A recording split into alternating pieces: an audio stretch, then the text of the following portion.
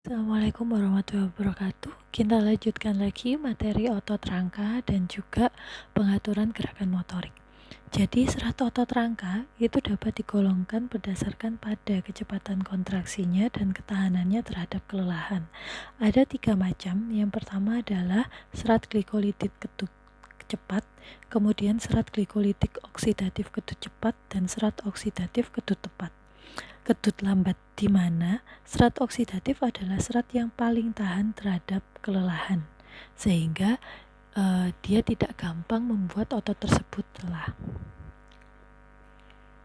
Ini adalah gambarannya, ini yang lambat, ini yang cepat. Nah, ini perbedaannya.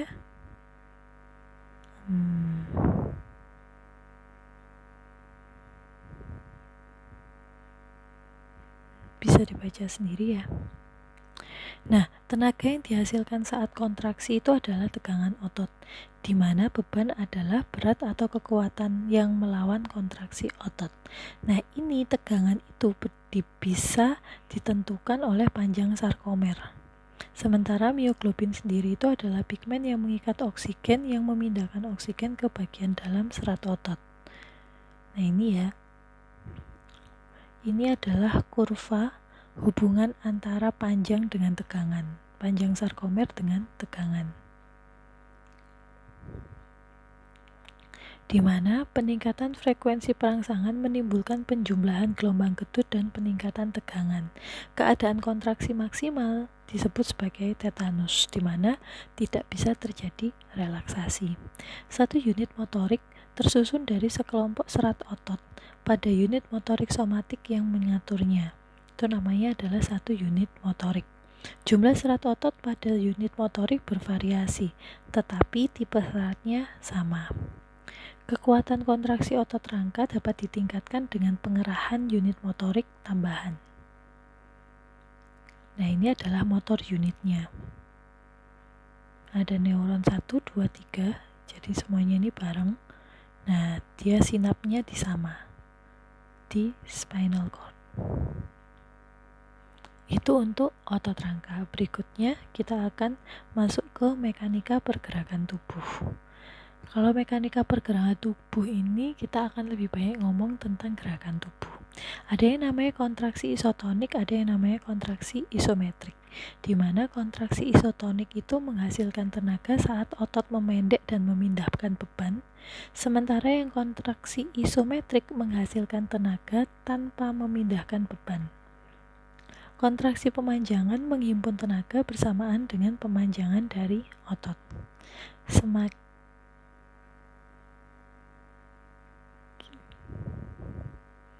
Nah, ini ya, jadi ada otot yang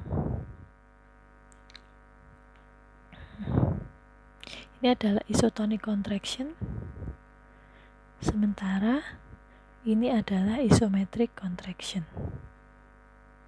Nah, jadi tidak kelihatan, panjang ototnya tetap sama. Kontraksi isometrik terjadi karena elemen elastik seri yang memungkinkan serat otot mempertahankan panjang yang tetap meskipun sarkomer memendek dan menghasilkan tegangan. Ini banyak pada atlet-atlet. Tubuh menggunakan tulang dan sendi sebagai sistem tuas dan penumpu. Nah, ini adalah biomekanika. Sebagian besar sistem tuas atau titik penumpu di dalam tubuh memaksimalkan jarak dan kecepatan pemindahan suatu benda, tetapi membutuhkan kerja otot yang lebih keras dibandingkan jika tidak terdapat tuas. Jadi tuas itu penting untuk mengurangi kerja otot.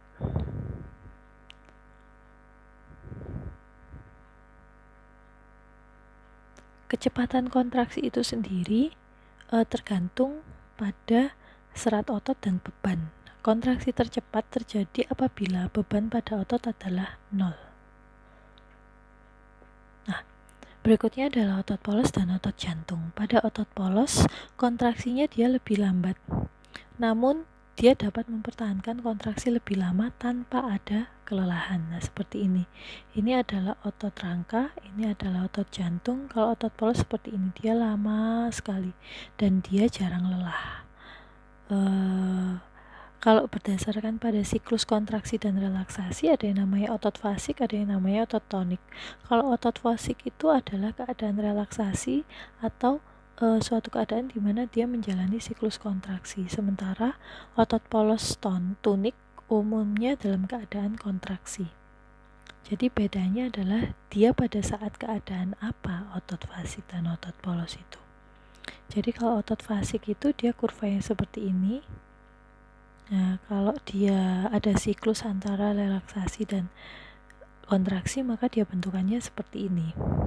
Sementara kalau otot tonik itu seperti ini. Biasanya otot tonik itu dia adalah sfinkter atau vaskular pembuluh darah. Nah, otot-otot pada pembuluh darah. Otot polos sedangkan berdasarkan pada unit kontraksinya, ada otot polos unit tunggal, ada otot polos unit multiple, di mana unit tunggal itu dia berkontraksi sebagai satu unit saat depolarisasi dan diteruskan ke sel-sel yang lain. Sementara kalau otot polos unit multiple itu dalam satu serat otot dia dirangsang sendiri-sendiri. Jadi dia punya perangsangan sendiri-sendiri, itu adalah multiple. Unit untuk potensial aksinya lebih banyak kalau di unit yang otot polos unit yang multiple. Nah ini, jadi kalau single unit itu dia pakai taut celah, jadi dilanjutkan. Kalau ini dia sendiri-sendiri, ini ada, ini ada, ini ada. Nah seratnya banyak. Nah jumlah miosin otot polos dia lebih sedikit, tapi satu miosin berikatan dengan 12-15 molekul aktin. Dan dia tidak punya troponin, tapi dia punya yang namanya kalmodulin. Jadi yang berikatan atau berkontraksi dengan Ca itu adalah kalmodulin. Kemudian kalmodulin akan mengaktifasi rantai ringan miosin kinase. Di sini otot polos juga membutuhkan Ca. Dia ada RIR juga.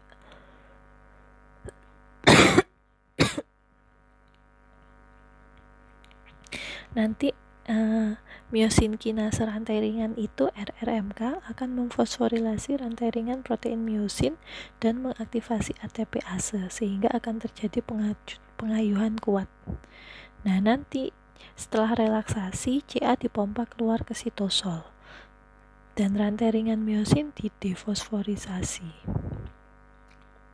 Nah ini perbedaannya di situ ya. Jadi kalau pada otot polos ada Ca dari luar. Ca dari luar masuk. Kemudian nanti karena tidak ada troponin, maka dia akan mengaktifasi MLCK. MLCK aktif, terjadi pengayuhan, terjadi kontraksi. Nah, kalau sudah selesai, biasanya ada penurunan dari miosin ATPase, inaktivasi miosin, kemudian Ca-nya dikeluarkan dan dimasukkan ke dalam retikulum sarkoplasma lagi. Sensitivitas otot polos terhadap kalsium dapat berubah tergantung dari aktivitas miosin fosfatase.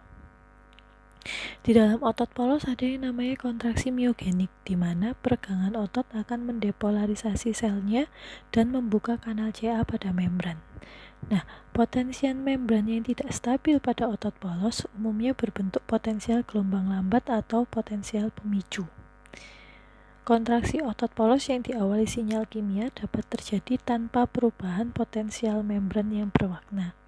Jadi otot polos ini berbeda dalam hal kontraksi, dalam hal potensial aksinya dengan otot rangka. Kemudian apa yang mempengaruhi kontraksi otot polos? Dia dipengaruhi oleh simpatis, parasimpatis, hormon, dan parakrin. Seperti yang di depan tadi sudah dijelaskan. Yang terakhir adalah otot jantung. Otot jantung ini kalau histo dan strukturnya dia hampir sama seperti otot rangka karena dia punya gambaran lurik tapi dia punya inti satu. Sementara kelistirakannya dia pakai taut celah sama seperti single motor unit dari otot polos. Nah, sehingga dia mempunyai kedua sifat dari otot rangka maupun otot polos walaupun tidak semuanya. Ini akan dibahas lebih banyak di dalam fisiologi kardiovaskuler. Nah, ini adalah perbedaannya. Saya harap kalian memahami betul-betul perbedaan dari 3 otot polos dan tabel ini. Berikutnya adalah refleks saraf. Nah, ini adalah pengendaliannya. Rangkaian dari refleks saraf itu dia nanti ada rangsang, kemudian diterima reseptor, dilanjutkan ke neuron sensorik, masuk ke pusat integrasi, ada respon, kemudian nanti dialirkan ke neuron eferen, masuk ke efektor baik otot atau kelenjar, akhirnya timbullah respon. Refleks saraf dapat diklasifikasikan dalam beberapa cara. Ada refleks somatik, di mana dia melibatkan neuron motorik somatik dan otot rangka. Kemudian ada refleks otonom, letaknya di visceral, dikendalikan oleh neuron otonom. Kemudian ada refleks spinal, diintegrasikan di medula spinalis. Ada refleks kranial, diintegrasikan di otak. Nah, refleks yang melalui pengalaman pun juga ada. Nah, ini klasifikasinya bisa kalian baca. Nah, refleks yang paling sederhana itu adalah refleks monosinaptik karena dia hanya ada 2 neuron. Sementara kalau yang refleks polisinaptik itu dia melebihi 3 atau lebih neuron di jalurnya. Ini monosinaptik, reseptor sensori langsung jalan. Kalau yang polisinaptik itu dia banyak muter-muter dulu.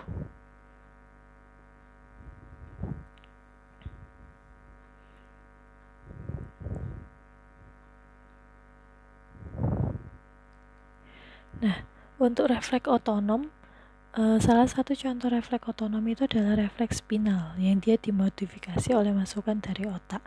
Ada juga refleks-refleks yang digunakan untuk mempertahankan homeostasis, biasanya dia diintegrasikan di otak. Refleks otonom itu adalah refleks polisinaptik. Nah, ini adalah otonom, ada pos dan preganglion. Refleks otot rangka itu dia dikendalikan oleh neuron motorik somatik, di mana serat kontraktil normal otot disebut serat otot ekstrafusal. Kontraksi serat ini dikendalikan oleh alfa, motorik alfa. Gelendong otot mengirimkan informasi mengenai panjang otot ke SSP. Nah, gelendong otot ini dia reseptornya dari serat intrafusal dengan neuron sensorik yang terlilit di sekitar bagian tengah yang non-kontraktil, dan neuron motoriknya adalah neuron motorik gamma. Gelendong otot ini dia sebenarnya adalah reseptor regang yang dia aktif secara tonik. Keluarannya menciptakan kontraksi tonik serat otot ekstrafusal. Nah, karena aktivitas tonik ini, otot saat istirahat mempertahankan ketegangannya pada tingkat tertentu. Ini namanya adalah tonus otot. Jika teregang, serat intrafusal gelendong otot teregang dan menginisiasi kontraksi refleks otot. Kontraksi ini mencegah kerusakan yang disebabkan oleh regangan yang berlebihan, sehingga jalur ini dikenal sebagai refleks regang.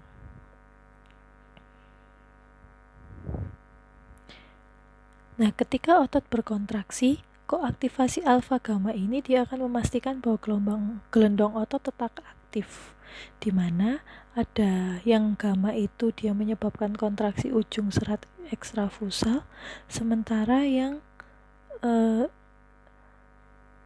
kontraksi ini dia akan memperpanjang area tengah intrafusal dan mempertahankan regangan pada ujung saraf sensorik.